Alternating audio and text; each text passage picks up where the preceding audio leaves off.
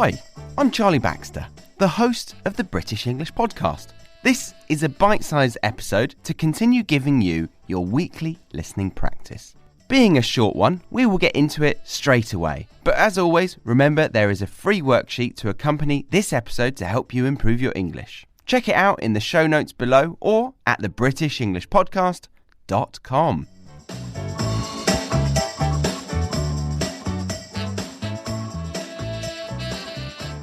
For this episode, we're going back to Charlie's Pub. This is the second episode that I've done in Charlie's Pub. The first one was Bitesize episode 2, a British conversation in Charlie's Pub, scene 1. So this is now scene 2, so you might want to go and have a listen to that episode before you listen to this one. And as I said in that episode, I like to spice things up for both you as the learner and me as the host. And when I go out with friends and have a conversation around a table with them, I often wish I could record this conversation because it's so rich in native expressions. But what holds me back is I don't want them to feel uncomfortable and the conversation becoming awkward. And 2, I don't want to subject you to the atmosphere, which is really loud. The acoustics would be shockingly poor. So I've gone ahead and created my own little conversation between a bunch of characters in the sound booth for your listening pleasure. As I said in scene 1, this will be quite a bit harder for you to understand as there are a number of accents in one conversation.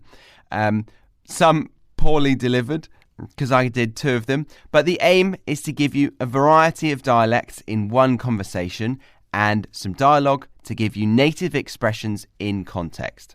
Again, if you do find this difficult, I have a 5-step method to improve your listening skills, particularly with podcasts, in an ebook available for you to download for free. So go ahead and grab that over on thebritishenglishpodcast.com or it's in the show notes. So take it steady. Remember, there are transcripts available for premium podcast listeners, but that is entirely up to you. I hope you enjoy the show, and I welcome you again to Charlie's Pub for scene 2. Here we go.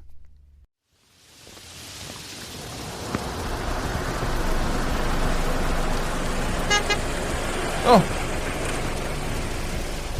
Oi! What are you doing walking to the pub in this weather? Hey, I just didn't want to be over the limit on the way home, you know. Fair enough. Just thought you'd have texted me back to ask for a lift. You're drenched through. I know. I should have grabbed a brolly. Did you see we both texted in the group chat about some kind of accident on the way home? You both text? No, I didn't see. I don't have my phone on me. That's weird. Your phone's normally glued to your hip. Especially after buying that god-awful military-grade case for it. Yeah.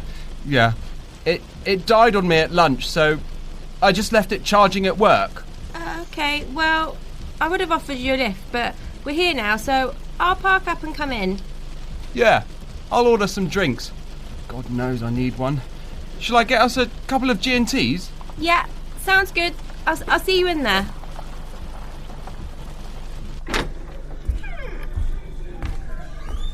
You alright, mate? Get caught in the rain? Yes, it's bloody pissing it down out there. Well, come on in and dry off then. Can I get you anything? Thanks. 2 gin and tonics, please, and make mine a double, would you? Sure thing. You hear about the incident this evening? It's all over the news. Oh, thanks, Chris. Sorry to bother you, but you don't have any cucumber, do you? Sorry, love. Just lemon. Oh, okay. No worries. Forgot about your cucumber obsession. You heard from Mike? No, I haven't. I reckon he just got caught in the traffic after me. It was weird. When I went past, there was a white van on its side and 2 or 3 police cars pulled into the hard shoulder. That doesn't sound good. Yeah, but why that many police? Surely they'd need an ambulance if it was serious. Chris, you're right. You look like a deer caught in the headlights. Well, just horrible to hear about the crash, you know. I hope no one got seriously hurt. Well, you know, these things happen, don't they? Anyway, did you hear back from Mike about his DNA test results with his ex's baby? I think he told me about it last night, but Emily, I've got to tell you something. How can you forget about something like that? I'm serious, Em. Listen to me. Okay. But I just need a quick smoke.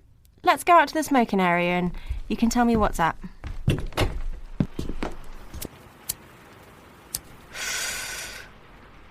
So go on then. What's got you so worked up? So, you know I told you that I left my phone at work? Yeah? Well, I was actually lying. So? I dropped my phone on the walk home from work. I forgot you're still walking home from work. Oof, that's annoying though. Lucky you got that case though. You got insurance on it, right? No idea, but Emily, there you muppets are. I were looking for you both. Got another corker to tell you. Oh, hello. Chris was just about to tell me something. Oh, that can wait when you hear this. You know that accident on the way home from work? Yes. You know my brother just started that journo job, right? Yes, he was telling me about it last week. So, he was in the area when he got the call to go report on it, and he just texted me saying, jammy old Bill nicked that local Mandy dealer. Well, that's good. Although, it's making me want to ask if you boys are still doing that stuff.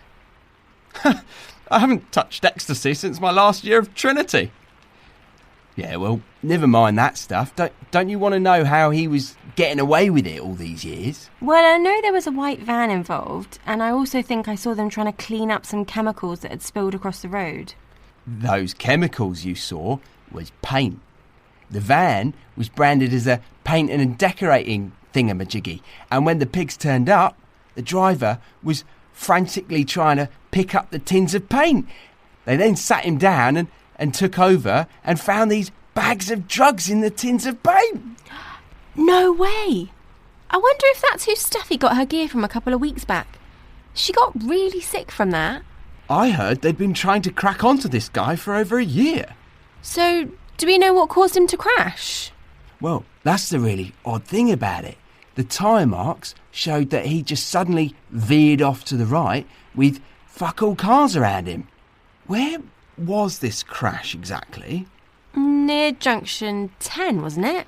Yeah, I'd say it was around there, just before the exit. You know where that public footbridge goes overhead? Oh, I'm just going to go to the toilet. One second. What's wrong with him? Not sure. I think he's just annoyed because he lost his phone on the walk home tonight. Ah, that's why he didn't pick up. I had a missed call from him earlier, so I tried him back a couple of times while I was stuck in the traffic on the way home. Oh, it's my brother. Got an update? Wow, seems like the van crashed because something cracked its windscreen.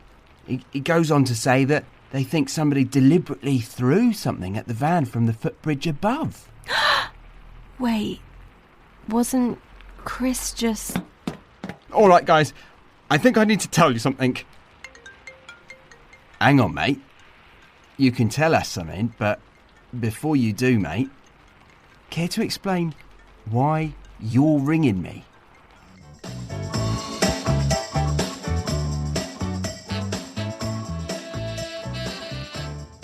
Oh, leaving you on a cliffhanger there, aren't I? Did Chris cause the accident? Did he do it on purpose as well? The plot could thicken there. And is he going to be in trouble with the police? Or, if he did do anything, is he a hero for saving his local area from that drug dealer? I don't know. You can be the judge of that, or make sure that you subscribe to the podcast so that you can find out when scene 3 is coming along. But that is the second scene in Charlie's Pub complete. I'd like to know what you thought of it. I'll probably try and make the next one more light-hearted, as that got a bit dramatic pretty quickly. But yeah, just wanted to grab your attention. Now, just like in scene 1, I imagine you found Mike harder to understand than the others. So Mike was played by me, obviously, and was meant to be from the East End of London. The female voice is played by my girlfriend Stacey, who has a fairly neutral southern accent. And then Chris, the posh guy, was also, played by me. And he had an accent that some label as Queen's English or Received Pronunciation, RP for short, or even nowadays Conservative RP. Now, I didn't really intend for this when starting to plan this episode, but I really think using the transcripts would be helpful for you with this episode. So all you need to do is become a premium podcast member and you will get access to all full-length episodes, full transcripts, extended glossaries and flashcards. So I imagine there were quite a few phrases that you were confused by because they were so colloquial, and that is where the transcripts would come into play. You can slow it down, you can repeat it, you can obviously see the language, and then you can check it in the glossary that I have available further down the page. So that's available on the premium podcast. And then the Academy is the next level up if you wanted to dive deeper with the season-based podcast episodes. So head over to thebritishenglishpodcast.com to sign up or get a free sample of the Academy to try it out for yourself. And if you do join, you'll also get access to weekly speaking classes. I really don't want you to feel discouraged if you couldn't keep up with the conversation. There were deliberately loads of colloquial phrases. So take it slow. Get that 5-step method to improving your listening, especially with podcasts, that ebook that I made. That's available for free in the show notes or again over on the website. But yeah, see it as a challenge, one that you want to overcome. Because if you can come away understanding most of this conversation, even with the use of the transcripts, that would be really impressive. And lastly, as I mentioned at the beginning, all these episodes have a free worksheet to help you better understand a bunch of the phrases. You can find it in the show notes or visit thebritishenglishpodcast.com. And as always, you can get in contact with me through Instagram on the British English Podcast. Oh, and if you aren't on my weekly newsletter, you're missing out on the weekly email lesson that I send out with the new episodes and what my week has been like, with a bunch of vocabulary in context. But anyway, enough about that. I'll be back here next week with a full-length episode covering British culture and British English. I've been Charlie Baxter. You've been a great student. Well done, and bye for now.